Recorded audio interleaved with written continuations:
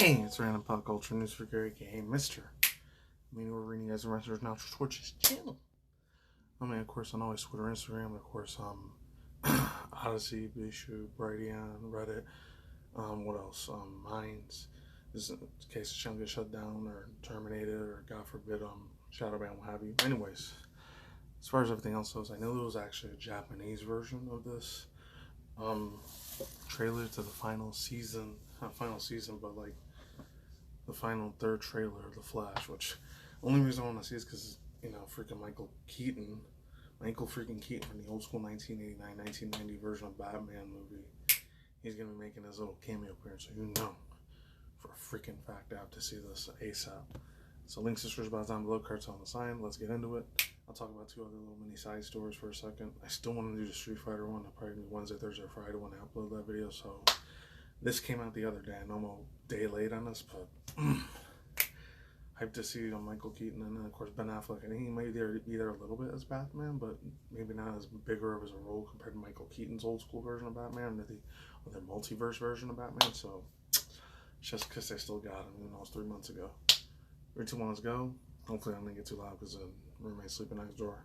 And let's get it, baby. Oh, I can't wait to see how good this. Even though granted, Ezra Miller's still the Flash, but I'm looking to look past through that.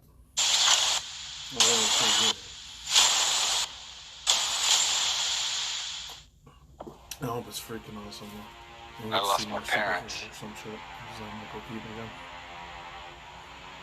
That pain made me who I am. I spent a lifetime trying to right the wrongs of the past. As if fighting crime would bring my parents back. You actually did it. I can't imagine what you've been through. I love you, Mickey. You lost both parents in one day. Barry! Call 911 now! I went back in time to save my parents. But instead, I completely broke the universe. If you went back and changed the past, this world must die. If you changed the future, Do you know what this symbol stands for? it means hope, right? I will help you fight Zod. You want to get nuts? Let's get nuts.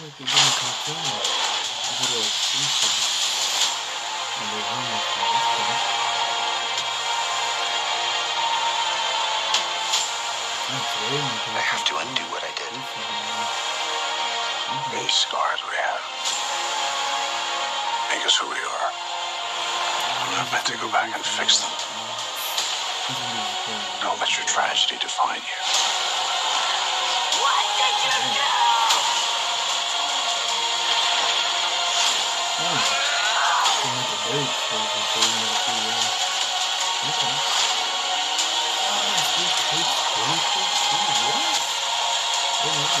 No matter what we do, we're not going to be able to fix this. No!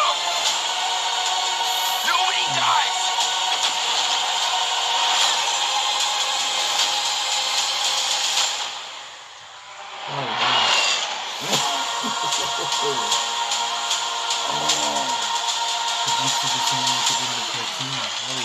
You're strapped to your parachutes. Where's yours?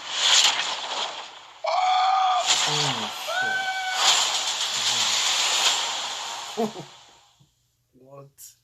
Where's your parachute? But it's okay. He doesn't have to use a parachute because he's running at the speed of light. But I don't know if that still keeps him from dying or anything like that. But oh my god. Oh, it looks so good. I can't even imagine what the Japanese version looks like. I'll leave it down below in the description box. It was from Twitter somewhere. Correct me if I'm wrong in that. Yeah, some quick thoughts, views, and opinions on it. I'm so glad I reacted to this first before that Street Fighter Tekken 7, Tekken 8 trailer that had Lily in it, which I don't know if I'm going to do it tomorrow or Friday, so links to search box down below if I did it today, but tomorrow I might have it uploaded, or Friday. Usually I don't have videos Wednesday, Thursday, Friday, but had to make this a special occasion. Oh man. And like I said before, I said again, we got to see more Michael Keaton again, the man, the myth, the legend himself. Chef's kiss, OG actor of nostalgia, bias for the dude. I know he's a lot more of an old grandpa looking guy now, but man, like when I was a 90s, 2000s kid, teenager, man, that dude was way, way more popular back then. Even before I was born in the 80s and maybe late 70s too. Oh man, I'm really want to see how the story ends up being, man. I really do. I really hope they don't screw it up with political politics or wokeism or any of that mess or freaking shitting on former presidents of the United States or any of that crap. I really hope I don't bring that into this universe. It looks like they're going to the old Zack Snyder universe where like that dude Emperor Zod or whatever is gonna fight Henry Cavill's original Superman, unless it's gonna be another person that plays Superman. I think it was Neil Diamond or something Diamond, whatever his name was, the one that was before the dude got in trouble with Me Too and all that. Kevin Spacey, the 2007 Superman. I wonder if he's gonna be the Superman instead of Henry Cavill or Henry Cavill, the one that Zack Snyder had as Superman, which that'd be crazy if they're going to like another parallel multi-dimensional universe. Maybe they'll have that dude instead of it sucks just Henry Cavill, man. He did an excellent job as Superman. He was probably up there with that dude that died years ago in the early mid-2000s when I was still like in middle school.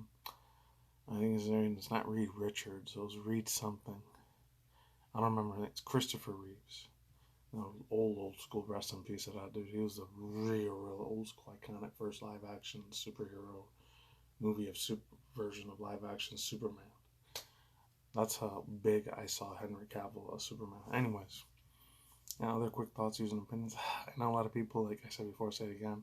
I made 2 videos on the do already. How the original, like very, very controversial actor Ezra Miller, he was starting shit like the cults and all that stuff, and trying to start like a marijuana weed farm, or like he was hiding in Vermont or West Virginia, having a lot of like real bad scandals, and he was part of that whole he them gender and pronouns crap, and he tried to like lie to police officers and the FBI, CIA. They say, oh, he's not starting a cult. I'm not trying to like get underage girls to worship me and that I'm a girl one day and do the next. Nah, that's bullshit.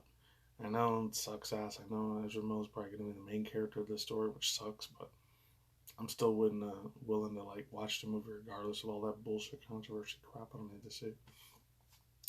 So yeah, let's get into these quick reactions finish. So let's get into this. This one's some super funny stuff here. Before I get into that, I know this was from like 3 weeks ago, but they had to recast the whole entire live action actors and actresses that was going to be in the live action. I think it's the end of this year or next year for Disney Plus for the real life live action version of Lilo and Stitch. I really hope to God they make this a chef's kiss freaking project, but the way Disney is nowadays, man, they're probably gonna go mega woke as hell. Even though wokeism, I don't like to use that word, but they're probably gonna cater a lot of audiences. And they're probably gonna be real preachy and stuff like that. I mean, they might have an Elvis Presley cameo appearance in there, because I remember in the original cartoon version for Lilo and Stitch, had something to do with what's it called? It's like, oh, Hana needs family. You gotta stick together with family. So it's probably gonna be Fast and Furious memes all over the place with Vin Diesel saying family. That'll be funny. And it sucks, man. They had to recast because one of the girls that played Nani and the other one played Lilo. They were two like more Caucasian looking instead of like more darker skin, like my tone, like right here. That's what they wanted to go with, I guess, but a little darker than that. Who knows? I thought that was stupid. Should have just let them play it, honestly. And then the other one,